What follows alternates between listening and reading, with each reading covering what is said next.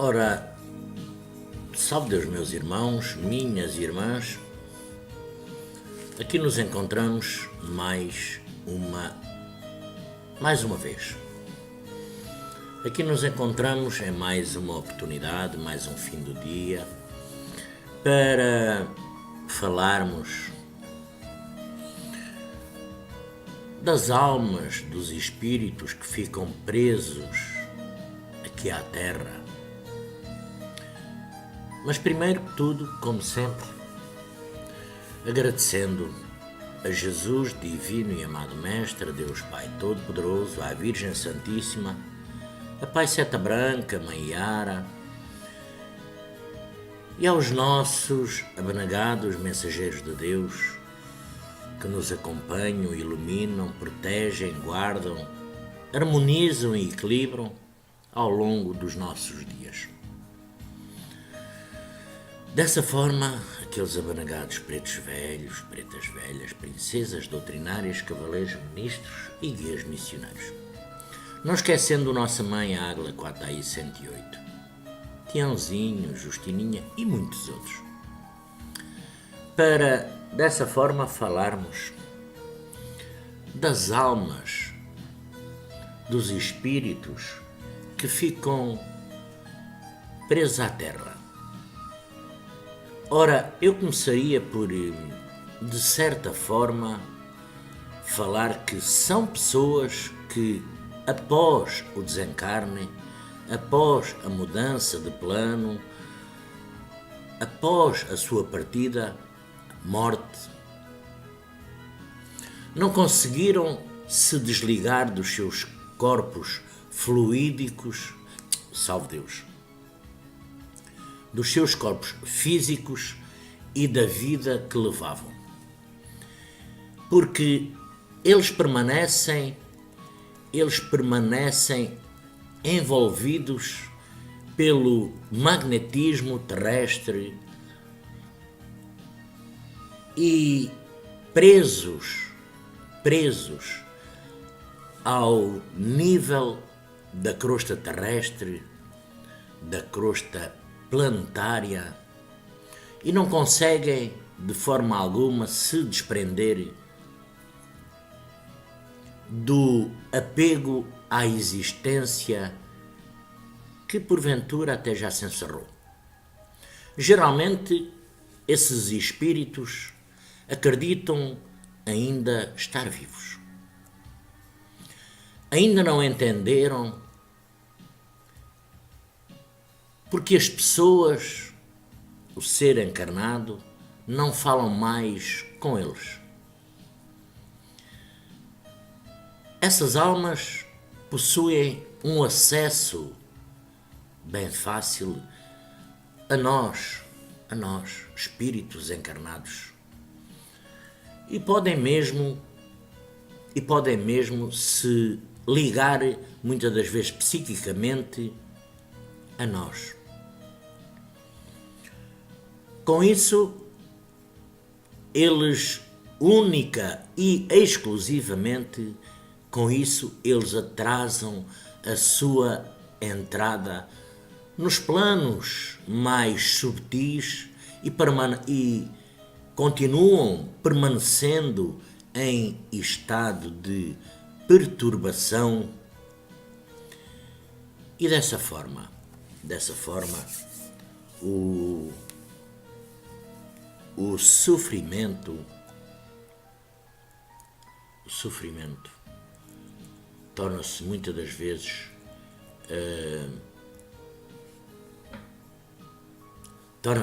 vezes uma constante nesses espíritos. Porque quando o corpo é reclamado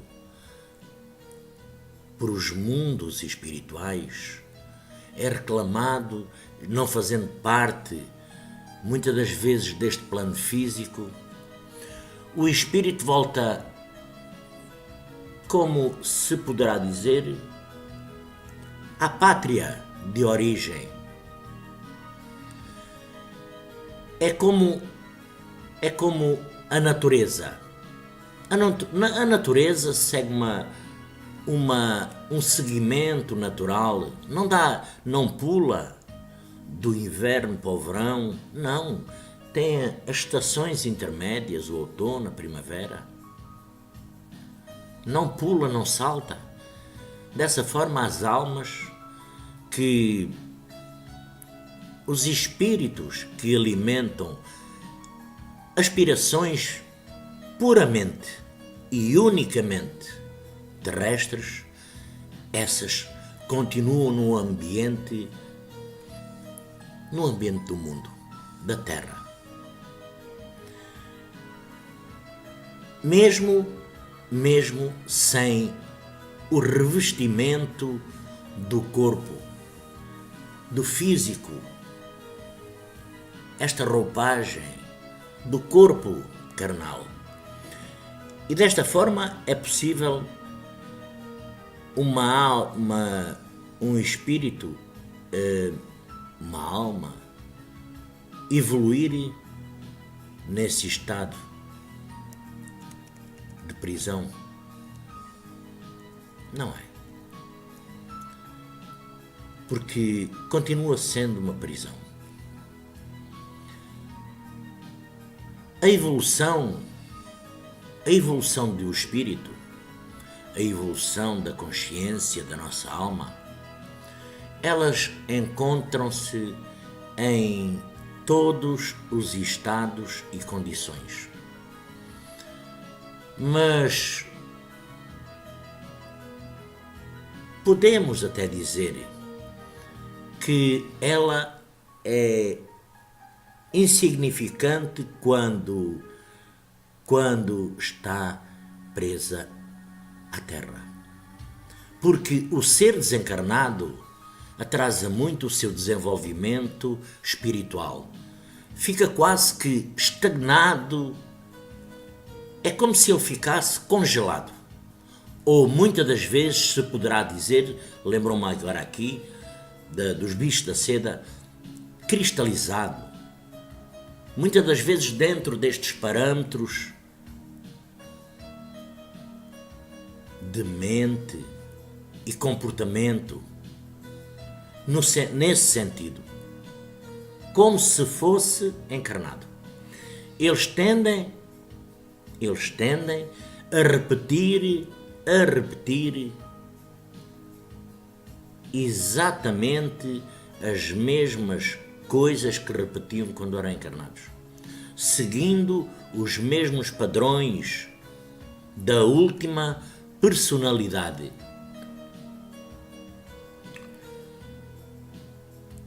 E também o momento da transição,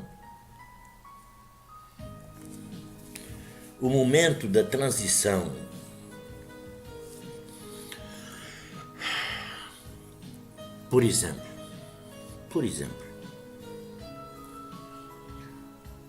um jovem morre num acidente de carro e fica chamando pelos seus pais. Ele pode ficar invocando a presença dos pais por um longo período. Períodos bem longos, inclusive anos, sem sequer se aperceber que sofreu, por exemplo, um acidente e que não possui mais o corpo físico.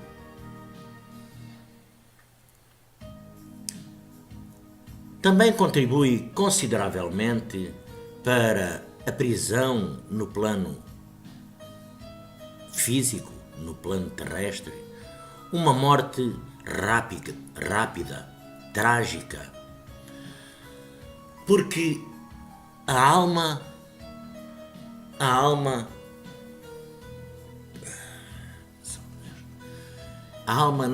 nem sequer tem tempo de perceber o que ocorreu, pode ficar confusa com o impacto da da súbita transição. O que uma alma faz quando fica presa à terra? Algumas vezes ela tenta realizar as mesmas tarefas, as mesmas atividades de quando estava encarnado. Outras vezes fica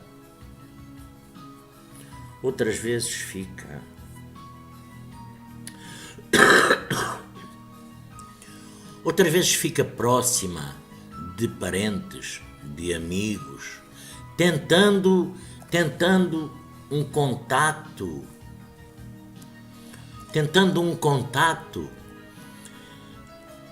em outras situações, como eu já falei anteriormente, ele fica repetindo os mesmos padrões de ação e comportamento da sua última existência. E em casos não tão raros, muitas das vezes essa alma, esse espírito, fica perambulando por locais que lhe foram familiares em vida. Ou muitas das vezes peregrinando por locais muitas das vezes até desconhecidos, quando isso ocorre, na maioria das vezes ela acaba se conectando com um encarnado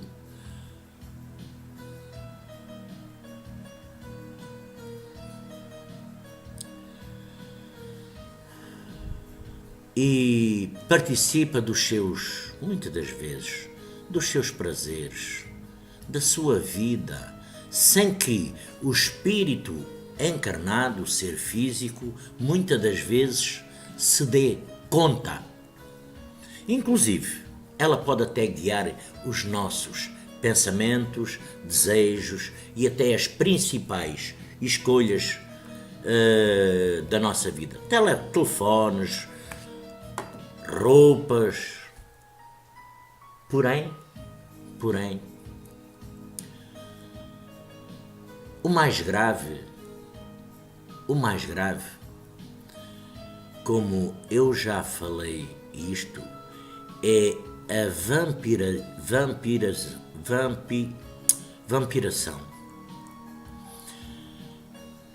vampirização de energias vitais, que muitas das vezes se processa nessa conexão psíquica entre ambos. A alma presa à terra necessita da vitalidade da pessoa para se manter no nível da crosta terrestre. Na maioria das vezes,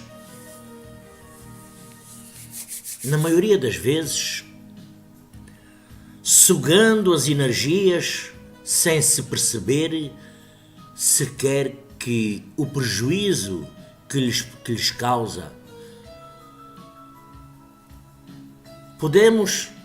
Poderia enumerar um outro motivo da alma permanecer presa à terra. Geralmente